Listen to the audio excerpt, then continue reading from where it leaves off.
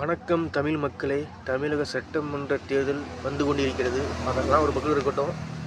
அப்புறம் திமுக என்றது அநீதி தான், அக்கிரமம் தான், அசிங்கம் தான், அருவறுப்பு தான். அந்த கருமா ரெண்டு கிடக்கட்டும். ஓட்டு போடுற உங்களை பற்றி பேசணும்.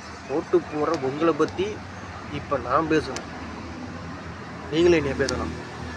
உங்களை பற்றி நான் பேசணும். ஓட்டு போடுற நீங்கள், உங்களுக்கு நல்ல எண்ணம் இருக்கா? நல்ல செயல் இருக்கா? நல்லதை நினைக்கிறீங்களா? நல்லதை மட்டும் செய்கிறீங்களா? நீங்கள் பொதுநலவாதியா, சுயநலவாதியா?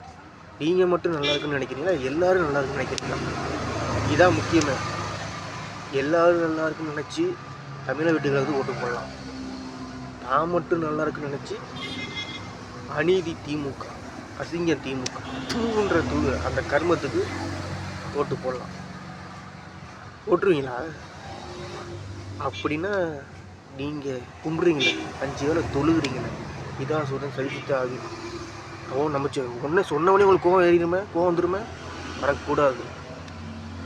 ஏன்னா நல்லதை செஞ்சுட்டு தான் சாமியை கும்பிடணும். எல்லா பாவத்தையும் பண்ணிட்டு சாமியை கும்பிடக்கூடாது. அதுக்கு பேர் நாடகம், வேஷம். புரியுதுங்களா?